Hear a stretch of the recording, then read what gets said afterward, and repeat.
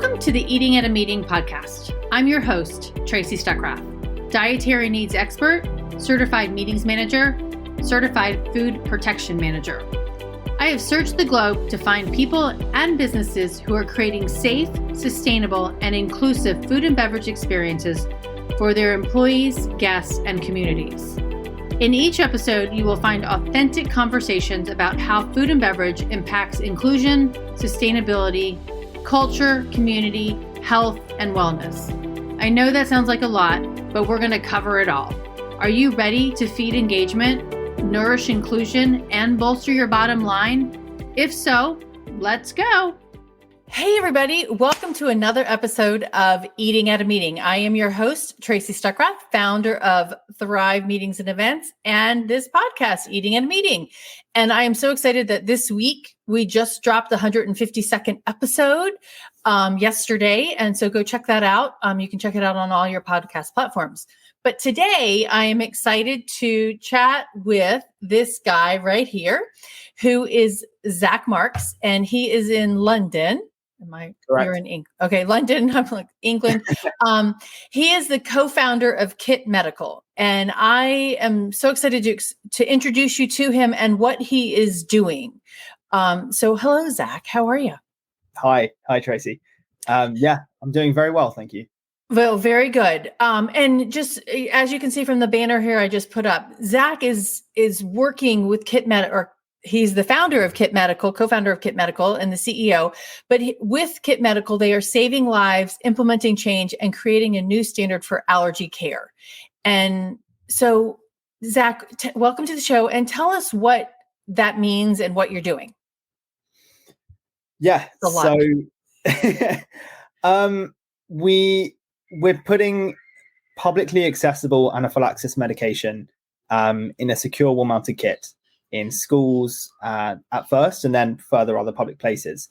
And, you know, it has these connotations of being like a defibrillator, but for allergies. And through that, you want to see it on the wall. You want to recognize it. You want to know what it's for. We want to increase allergy awareness. We're providing training. Through that, we'd aim to save lives. And if an anaphylactic incident did happen, they'd be treated by the medication. And then we're pushing legislation. So that's where the implementing change part comes in. And it's just this whole movement that we're really trying to wrap up. We want to be, more than a business. We actually want to create change in the allergy space. That's fantastic. And that's super important. I was going to say, I have an epinephrine pen over here. 2 different kinds. I should have brought these out earlier. Voila, here we go. This is what people kind of know of, the EpiPen and the generic one here. I don't, and we these don't are just one in the UK actually. This one here or the EpiPen? Yeah, I haven't seen that sort of shape before. We've got the EpiPen, the Jext, and just as it's come back, the Emerade. Yeah, this is a Novo Nordisk one. But so, yeah. So when you open it up, but one of the things that I like on your website and is the fact that the phrase that you have is "don't delay. Anaphylaxis can be fatal." And I think that's and then what you're supplying, which is epinephrine, is adrenaline, can save lives.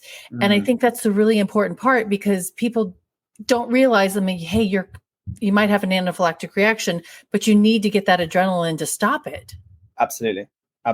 There's, we're following the waves of sort of, the voices of Anaphylaxis UK, Allergy UK, the main movers in the space. And there's been a huge shift. Originally, we put an inhaler, an antihistamine, and adrenaline pens in the sort of original pilot product.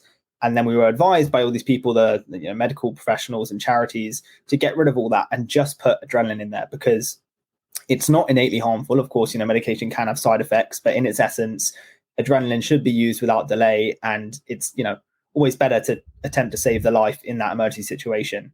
So We really want to try and stress that and make this medication as accessible as possible in safe means. That's great. And then I want to get into the training and all of that stuff. But what started you wanting to do this? Well, I'm an allergy sufferer and I'm a designer. So the two things sort of merged together. I studied industrial design at Loughborough University. And during my sort of final year major project, we were given, a whole year to work on something that really mattered to us and that we could end up with the product and, you know, even a service that would come together. And I chose to look into, well, what I thought was the answer at the time was the EpiPen. And I was like, oh, I want to try and redesign this and see if I can make it smaller and easier to use so that more people can carry it around with them. Because I'd looked into it and I'd found stats like half of all allergy sufferers just don't have their medication on them when they go out. And that might be because it's out of date. That might be because it's bulky. There's a social stigma within this, and people are sometimes embarrassed to carry around their auto injectors. And I looked at that, and it wasn't the immediate answer because there are other auto injectors out there that do similar things. And I'm also not an engineer, so redesigning an auto injector was not my strong suit. But it was more, I looked at it as someone with an allergy, and I said, what if this was in a public place that I went to, and you know, if I didn't have an allergy or my medication was expired or I really couldn't carry my own kit with me, which of course you always should do, but there are cases where you're going to forget, this backup set could be there. And then not only that, but it's tracked to make sure it's always in date. It's on a rolling subscription. So as soon as it's used, it can be replenished, and there's backup training, and the whole thing just becomes this sort of standard, if you will, that a venue can adhere to. And then ideally everyone can feel a little bit safer and also a little bit less stressed when they go out. Now, is it, and I love that because it is, I mean, this is kind of obnoxious to carry in your pocket. Like, you know, and you've got to have a fanny pack, or it's not like you're going to put it in your back pocket. Really, your back pocket's not big enough sometimes. Yeah. And kind of going with the defibrillator idea, I love it. Now, how are places of public accommodation currently under legislation in the UK allowed to stock it without a prescription? It's a very interesting point, and it's sort of in motion right now as a constantly changing argument, if you will. The do's and don'ts of who can stock adrenaline. As far as sort of our research, as far as I know, before 2017 in the UK, the only people that could carry adrenaline pens were people with allergies. And then you had the death of Karimir Chima, the school child who died in 2017, and also background works from the major charities. And so the Spare Pens in Schools sort of amendment to the legislation was passed, and that meant that educational institutions could purchase and stock spare adrenaline, which is great, but most of them aren't doing it because it's not enforced, and there aren't standardized approaches to, you know, track that. And I don't think people are aware enough of the necessity. So that's in one part what we're trying to do. We're saying schools are already allowed to do this, but they're not. And they're also struggling to do it. You know, sometimes we learned in our pilot phase that one of the schools we were dealing with, they didn't have like a direct relationship with the pharmacy. So they were struggling to get adrenaline. And that's a good point. Yeah. Like this was a humongous school, and they just simply could not get adrenaline. And because, you know, we have direct supply and we're running it on a subscription, we'll be able to track who needs it when they need it and hopefully get it to them sooner. And then sort of looking onwards for that, we are interested in the leisure space, you know, the hospitality space, restaurants, hotels, stadiums. They currently have barriers to legislation, unfortunately. So we really look towards that in the future in the UK. But in the meanwhile, there's movements going on in Australia. There's movements in the US, state by state. Yep. And so in Ireland, actually, sort of in a bit of a microcosm there, who they are allowing adrenaline in public places. So there's definitely a scope for this. And I really do believe, and I've used this analogy like 3 times already today when talking to people. It's just recently come to me. But it's sort of like, if you think about what you know from a defibrillator, you have, you know, electroshock pads. If those were just hanging off the wall as they were, plain and simple, they'd be dangerous and right. You know, wouldn't be checked. But they have this casing around them, and they have systems that automatically check them, and they have guidance to let people know how to do that. I really see that in a similar way to what people are currently doing, where, you know, if you allowed a Pret to buy an adrenaline pen, they'd get one pen, they'd put it in a drawer or on a shelf, and then they'd forget it was in date. They wouldn't know how to use it when they needed to. But with Kitt, we're providing, you know, a case, and we're providing training, and we're automatically stocking it. So it's a really similar model. And I think by building that, we can then push legislation, hopefully, to allow them to be stocked in public places. I love that, because even in schools and stories that I've heard, I mean, I don't have any children, so like the epinephrine pen is in the school nurse's drawer and it's locked, or right. And so, and if the school nurse is not there, because not nurses aren't there every single day in every single school, you know, who has the key to that? And maybe the principal does, but has the principal been trained on how to administer it and getting it to that? So I do love that whole concept. And I know I tagged you on a couple of posts from Leanne Mandelbaum from No Not Traveler about the medical kits on airplanes right now. Right. And, that would have potentially saved Natalie's life, right? If that epinephrine pen was on the plane with her. But I mean, it makes it easier. Natasha's story was Natasha. Yeah. Sorry. It's complex. And I think there's things you can say to where, adrenaline is obviously one of those things that once it's used, you still have to go to hospital.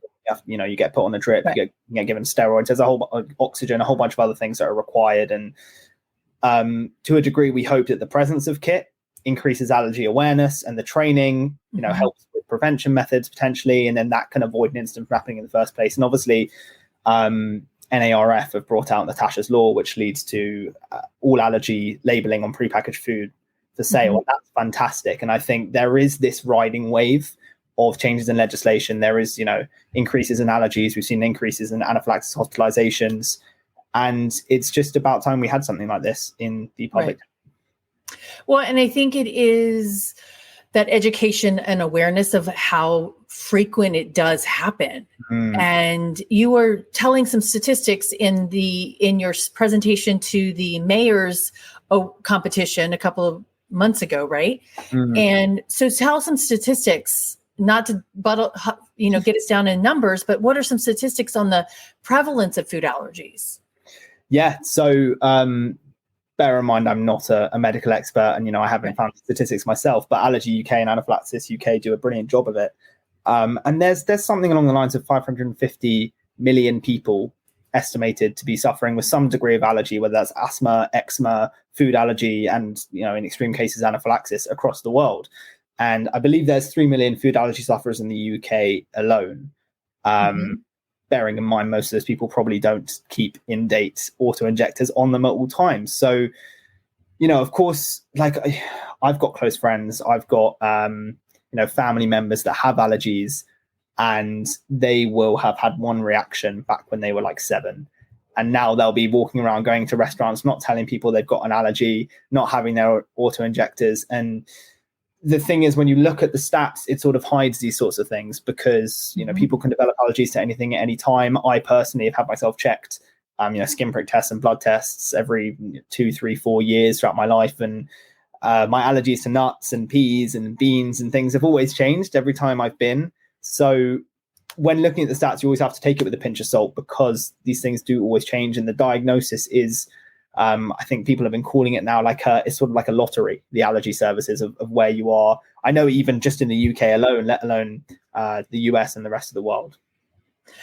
Well, yeah. I mean, and Dr. Ruchi Gupta's study says that there's 32 million Americans with food allergies. And that's mind-blowing number. And that's more than double than what had been projected. Right. And that's scary. Yeah. Completely. We've seen whatever it is across the board, across the world, rise in allergy, and the demand has not been met with the supply. Essentially, the increase in services, the increases in provisions, the increase in awareness, that hasn't really happened to meet the actual demand. And so you're getting a massive uproar now, and I think we're sort of at the right time and in the right place for this sort of thing. Right. Exactly. And there's so many different ways to mitigate it, but I think before it actually happens, but when it does happen, we can't delay. It's really important to make sure that medicine is there. So what are you most excited about what you're doing? I think the potential for expansive scale, is shared by our investors. It's shared by the community that supports us. And obviously our core team, me, James, Simon, and Johnny.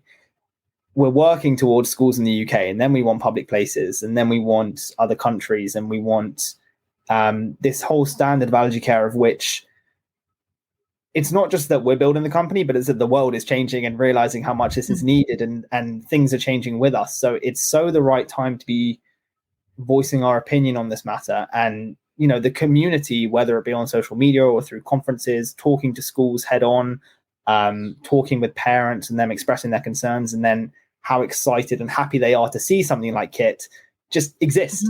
That makes me very happy and sort of keeps the motivation up for sure. Well, that's good, because it is the motivation is there, and I'll help push you through that. Okay, so I know you've got your original prototype on the wall behind you, but can you show us the kit so people absolutely. understand what it is? Okay. So this is Anna, which is what it was called back in the pilot days, and now we have Kitt here. So very similar size and shape to a defibrillator. Essentially, it's got 4 screws on the back, so it would just be wall mounted, and from there, really clearly says what it is. 4 severe allergic reactions, steps 1, 2, and 3 to open the kit. We'll be giving staff of the venue of which the kit is placed these keys, and they can go on lanyards or in got one here actually, like a break glass in case of emergency box that would go near the kit, so you've always got a spare key. All you need to do with the key is insert it into the middle, twist it, and from there you take the key out to the emergency. And now, we were talking about it before, that schools often, if they do have an adrenaline pen, they'll be keeping that in a cupboard that's locked in the nurse's office, and the nurse might not be there. She might not have access to that. The children might not know where this is. But this will be stored right front and center in the cafeteria or in the front office. And that way everyone knows where this is in an emergency. And the keys as well will have multiple on location. And of course, the kit is portable. So in an anaphylaxis emergency, you are meant to lie down, not move, and stay as calm as possible to help alleviate the symptoms. If you are in your current school situation where the nurse's office is across the school, you've got children going into anaphylactic shock and running to get medication. And that's the worst possible thing. So we'll take this with them to the emergency, lift the latch open, and inside you've got your adrenaline pens really clearly laid out in 2 doses, obviously catering for everyone. We've got 2 of each. So, in some emergencies, you only need 1 dose of adrenaline, in some you need 2, and even in other cases, you need more. Of course, it's always important to call an ambulance, call emergency services, whatever that may be in your area afterwards for, proper care. And we've got that labeled here as well in our instructions, showing you how to use an adrenaline pen, calling emergency services, and guiding you through the whole process. And then all of this will sync up to the software that we provide for the venue. So if they do have an anaphylaxis incident in their venue, then they'll report that with us. They'll let us know what happened, why it happened, who it happened to, and what medication they used. And we will replenish medication as part of the subscription at no extra fee. We'll also be then sort of collecting the data they provide us in that incident and be working with charities, be working with government organizations to say, okay, like this is happening, in 5 cafeterias in this school. We clearly need to implement better food management strategies, or just things like that are ideas right now, but we really want to take forward and actually use this data for good. That's amazing, and I like the fact, one, that it's on a subscription, because and the price of epinephrine is different everywhere you go. In the United States, this one pen is like $300. Yeah. And that's expensive. And I can see why, some schools would not want to stock it, or even places of public accommodation, especially since it has to be replaced. It says a year, right? But the fact that your system, when they take it off, it automatically notifies you that it's being used. Is that right? No, it doesn't automatically notify, because we really wanted that human touch.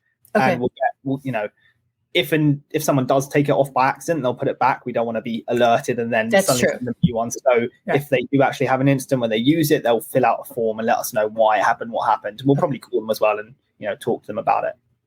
Okay, awesome.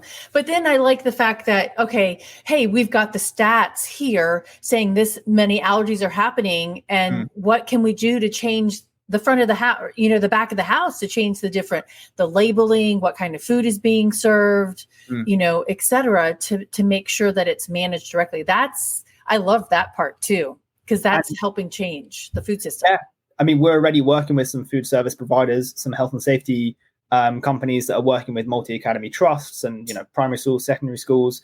We want to be working with them from the get-go so that they know what we're doing. We know what they're doing. And again, we're not just providing the emergency medication, we're providing a whole service with the training, and we really want to work towards any degree of prevention that we can, as well as the treatment if they do need it. The idea is you buy a kit and hopefully you never have to use it. Of course, right. That's the whole thing. It's more right. about in the same sort of way. You don't buy a defibrillator and expect that you're going to have a cardiac arrest and need to use it, but you buy it just in case. And the awareness of it being there is going to create that conversation and that dialogue and move towards better standards of care. And I'm curious, your emergency medical professionals, that are all of them allowed to carry adrenaline and administer it? Because I know in some places in the States, not everybody's allowed to carry, not all EMTs are allowed to carry it. I can't speak on anywhere else other than the UK. I do know that, a healthcare professional, if they are registered to a particular venue, then can order medication on behalf of that venue. And we are working with our medical advisor, Dr. David Mass, who is an allergy specialist and GP, and he sort of advises us on all the best practices. But yeah, I think that's the best answer I can give on that. Yeah. But no, I meant like when the ambulance shows up, do you know if those EMTs are allowed to administer it? Oh, I mean, in terms of administration, anyone can use an adrenaline on, in terms of an adrenaline auto-injector, anyone can use that in the purpose of saving a life in an emergency. And I think there's, well, at least in the UK, again, there's a worry on like blame culture and compliance issues. And that's where we really try and get the message forward that, you should be using adrenaline in an emergency if there's reasonable doubt that it's anaphylaxis. The downsides are far smaller than the upsides of potentially saving that life. So, right. Now, what is the critical response time for food allergy? I mean, don't delay. So, and I've shared it before, but go ahead and tell people what the critical response time is. Well, from what we know in terms of food allergy, insects, latex, exercise-induced anaphylaxis, all of these things can be extreme. They can also be, more mild, and it really depends on the individual and what their sort of, the severity of their allergy to that thing is. It also will depend in food allergy, for example, to how much you've ingested of that allergen, whether you've eaten other food before and you have stomach lining, whether you've eaten water, whether you've exercised before and your heart rate is high. There's all these things. So, you speak to any sort of medical professional and they'll never say, it's exactly this. And you need to have, like, it was one thing we were looking at the beginning, like, can we make a sort of kit ratio per school building or distance? And these sorts of things aren't exact science, but all we can say is the stats tell us, anaphylaxis can be fatal within 10 minutes. You should always just give adrenaline as quickly as possible. Think of it like a defibrillator. You don't want to be moving too far or too fast to get access to the medication either. So we're looking at, primary schools on average for us so far might be taking between 1 and 2 kits. We've got some secondary schools that are looking between 3 and 5 kits. And then we're working with some boarding schools that have requested for 8 kits upwards, really depending on how many students they've got, the layout of their buildings, the type of facilities they've got, catering, exercise. But we have to take each individual case as it comes and obviously then prescribe what we think is best and work with them on that. So how much is the kit going to be, and then you mentioned the subscription. So that's an annual subscription. Yes. So we're charging £500 per kit per year. So far in the UK, and for our schools market, that's the product we're offering. And so obviously that scales with how many kits you get per venue. And we found that really receptive for schools. We know that if they're getting various sets of adrenaline themselves, that can be pretty expensive. If they're getting their own training, that can be expensive. And not only that, but because we're offering this all-in-one service, we are saving them so much time and worry. And, you get schools that say you just can't put a price on the potential to be saving a life. You can't put a price on, taking away the ease for this. It's worked out really, really well to put the training and the medication all in one package. And we're really excited to get out there into the world. Well, I love that, because I just calculated it, and I just went blurry. That's $633 currently, in US dollars, of that. And I think that's reasonable with everything that comes with it. It's not just one pen, you've got 4 pens in there. Yeah. And you've got training and tracking. That's awesome. I love that. Appreciate that. Yeah. We wanted to make sure that a school ideally didn't have to worry about their medication going out of date. We just wanted to take it all in house, and we're getting the appropriate licenses from the government to be able to take payment on the medication when it eventually comes through. And by that, we'll just be able to say, look, your subscription is about to renew. You're getting on new pens, just like with your Netflix. To be that basic, like that's the way the world is going, and we wanted to put everything under one service that we could offer to people. And the subscription, if you use it in the middle of the year, you automatically get pens refilled? Yeah, as long as you fulfill the instant report form and, let us know, and we can validate that, we will replenish those. Okay, that's fantastic. Now, tell us, I'm going to make the assumption that you've had a food allergy reaction. You've had different things that you're allergic to, but I know nuts is the main thing. So tell us what it's like to live with a nut allergy or an allergy in general. So I am fortunate enough to have never had to use an adrenaline pen on myself or anyone else for that matter. Going back to my university days and really the days before I started Kitt, I was clearly very lucky because I was a lot more negligent than I am now. And, I never used to carry my medication on me. It's part of the reason why I started the company, but now I'm much more mindful, and I sort of got my little bag here with EpiPens and Zak Marks on it. But in fact, it says EpiPens, but inside they're Rejects. It's just one of those things that everyone thinks that's the brand name. Okay. But living with allergy is, it's always changed for me in my life. I started out letting my family manage it for me. Essentially, I have 2 older sisters, mum and dad, and it was always the case that we went out to eat and my family would tell the server for me that I had an allergy and was the food okay for me to eat. And I literally let them do it. And to my detriment, that meant that I sort of didn't care, and I always got embarrassed about my allergy. And I actually think it's really important for younger people to sort of take onus of their allergy. And there's some fantastic people on Instagram doing that already, like young children, and they'll be confident in what they're allergic to and saying it. But yeah, I was a bit too negligent, but it was scary. It can be scary. It can be it can feel like you're being excluded from things. I remember in particular in school sometimes, if the worst thing is when someone tells you about your allergy and they're wrong. So you say, I can eat this. They say, no, you can't. And, there's these cases where I understand a venue is just trying to be safe for themselves. But because you've got these varying degrees of some people not having may contain, some people being airborne, some people perfectly okay to have traces. I'm personally am okay to have may contain, but sometimes I go to a venue and they say, oh, it says may contain, we're not serving you. And it feels like you're being pushed in the corner and not allowed. And I know, sort of your whole thing is about eating inclusivity. And I find that so important to shed a light on, because God, it surely is easier to offer something for everyone rather than, or better even, to offer for everyone than to exclude. So true.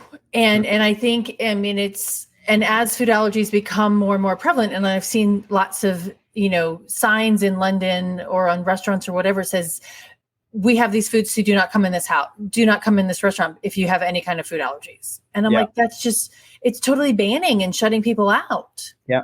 Without taking a responsibility in that food service, duty of care that you have if you're making food for people.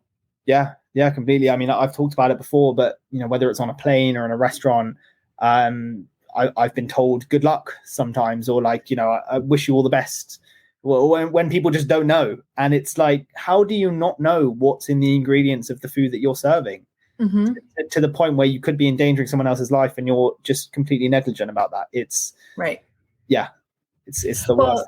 And you brought it up, planes, and I've ordered a special meal on specific planes, and they bring it to me and nothing's labeled. It just has my name on it. The flight attendants don't even know what they're serving me. And they know what they're serving everyone else on the plane, but they're just handed this special plate that says Tracy on it. Right. And they don't even know if it's chicken and rice or, whatever. I'm like, you're putting your flight attendants, that's a very dangerous situation, in my opinion. I completely agree. There's an argument, and I've never really been sure which side of the line I fall on, but whether you should be given that special meal and should have that flag in it and treated with that extra caution, or whether that's, potentially embarrassing or excluding, and you should just be treated like everyone else, but everyone should be treated with a special deal of care. I don't really know what the best answer is. I do know that, for example, in like Bill's Cafe, which we have in the UK a lot, and a lot of the people in the allergy community talk about it, they do such a good job of handling allergy, and you do get a flag in your food. You do get treated first. They ask you. In fact, that's one of the big things, getting asked rather than having to tell that you've got an allergy. Do you have an allergy? What are you allergic to? We care about this rather than you having to raise it. There's so many little things that venues can do to better themselves and sort of rise to a new standard for allergy care, really. And it should be part of that training automatically for servers, front of house, saying, hey, you're starting this new job. This is what we're doing. This is how we handle it. Right. So, because it is a lot of dumbfounded, oh, I don't know what to do. Like I have cards similar to what Equal Eats serves, right? But I have them specifically for meetings. And and the variety of meeting planners use those. And one day I gave one to the server, and she's like, okay, got it. Know what to do with this. Brought back my meal with my card on top of my plate. And then the next day the kid looks at it and goes, what am I supposed to do with this? Right. And granted, this is a convention center and it's a large conference. And so it's a lot of hourly people that have come in and maybe have never even served before. Right. Yeah. But I think to help mitigate the risk, these venues, I don't want to say seem to have or worried about, right? That should be definitely part of that education. Well, I think, when I started Kitt, when it was called Anna, I spent like months just calling restaurants and speaking to them and finding out what their allergy procedures were. And then when we launched Kitt officially and we were talking to schools, we did that with the pilot and we did surveys. And now as we're looking to launch in, other potential places that we could do with Kitt, with occupational health schemes, we're talking to some hotels, some, training grounds and stadiums, and we're finding out what they do. And it's so refreshing when you get a venue that's doing it right. And it doesn't come across as difficult. It really doesn't. It's just either someone has a relation to allergy or someone's just got their nose on sort of a nose on the pulse, a finger on the pulse. And they know that this is coming, whether it's going to be government enforced regulation or whether it means that if you are negligent, it's likely that in a few years you're going to trip up and something's going to happen. Just the unfortunate reality of it. They take the right procedures in place and you just feel respected, really. And I've seen some figures, and definitely I've spoken with Julianne Panan, the founder of Creative Nature, and she's mentioned it a few times, how you're not just serving the allergy sufferer or the person with the allergy. When you do well for food allergies, you're serving their entire family and their friends and anyone else they bring to that venue with them. So it makes so much sense to take that extra care. Right. Yeah. Mike Antich here in the States had a stat. He has a bunch of stats, but he was, oh gosh, I'm going to forget the name. Allergy Eats, right? And you can go online and find restaurants, to eat that do good service based on other consumers' responses. And it's like a 4 times the revenue that you can get, right? Because you are feeding more people, like you said. And even Shandy in Arizona with her platform, a statistic that she has says that a food allergic diner's bill is 38% less than a typical a non-food allergic guest bill. So think about how if you could raise your revenue, right? And by allowing you to buy something more expensive on it or more than just a baked potato, right? it's an opportunity to grow your business. That's really interesting. So what you're saying, basically an allergy person is having to strip back the food they're ordering because they might be allergic to something, and therefore wow. Yeah. Yeah. And that's her company, Shandy's company, is Certistar, and she works with hotels or restaurants with their menus and just labeling the food green, red, or yellow. Hey, does this, can I eat it? Should I be cautious, or just, stay away from it? Yeah. But yeah, I mean, there's so many good possibilities about it, but I love the fact that the kit is, you can put it in the employee, break room, at a restaurant or, somewhere out there. I don't know where defibrillators are in restaurants really, but if they are, but I know they're in hotels, a lot of hotels. And do your schools have defibrillators? Yeah, big time. Okay. And we, as part of the market research, we're asking schools how much are they spending on their health and safety budgets. Even more granular, how much is a defibrillator for you? And they can range between £600 to $2,000. And wow, you've got a kit at £500 per kit per year. So the difference in that is, and what's really strange is we speak to schools and we say, we'll give them the kit sort of sales pitch, and we'll tell them what we're doing, and we'll ask them what they're currently doing for allergies, and we say, okay, there's a clear need for this in your school. And then they'll say, we're not sure about that. We don't think we need it. And then I'll say, okay, well, have you got a defibrillator? And they say, oh yeah, we've got two. I'll say, okay, well, have you ever had cardiac arrest in your school? And they'll be like, well, no. And I'm not saying get rid of your defibrillator, because absolutely have that. But how is the difference managed when they have had one or two mild allergic reactions? They've never had a severe cardiac arrest in their school, and they place that importance. And I purely think it's public perception, and brilliant work done by defibrillator campaigns to say you need this regardless. And that's the similar message we're trying to put out, that you do need it regardless. Heavily encouraged to have it by medical professionals and charities, and I do think it's on its way to being government enforced as well. That's a really, really good point, because it's in case of an emergency. Yeah. Right. And you don't want to have somebody pass away because of not having it. Yeah. And exactly. And I think there's one stat, I think it may be from FAIR, I know I've seen it on their website, is like 50% of food allergic reactions happen outside of the home. And I think majority of them are from people who've never even knew they had an allergy. Yeah, we have. I've seen it on Allergy UK's website, and we've put it on our website because it's so important, that 20% of anaphylaxis incidents in UK schools happen to children that didn't know they had an allergy before and had no prior history of allergy. And these things can develop at any time in your life, and particularly at hormonal change periods. So when you're going through puberty, when you are a teenager at school, there's a big probability that you could develop an allergy. And it would just be an awful scenario if someone did and they didn't have the medication on site. And of course, most people aren't going to develop an allergy, but there's that case where they could. And so we really want to make that enforced standard, if you will. Yeah.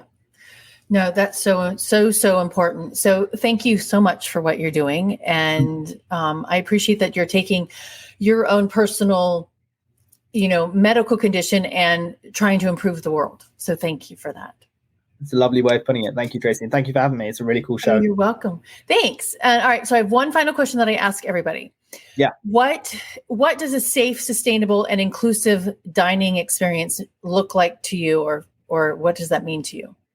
I would say one that is addressing all facets even of the safe eating experience. So that's, many things that we've talked about already, asking the person if they have any individual dietary requirements before the person has to say something, showing that you've got the ample training and that you've taken the care, and proving that guarantee that their food is safe to eat, knowing all the ingredients, having that just that level of confidence in what you're doing and what you're giving to that person. And then, of course, I've got to say it with being Kitt, if they can, having that just in case precaution of emergency medication on the side, having clear protocols put in place so that they are covered on every single end-to-end basis.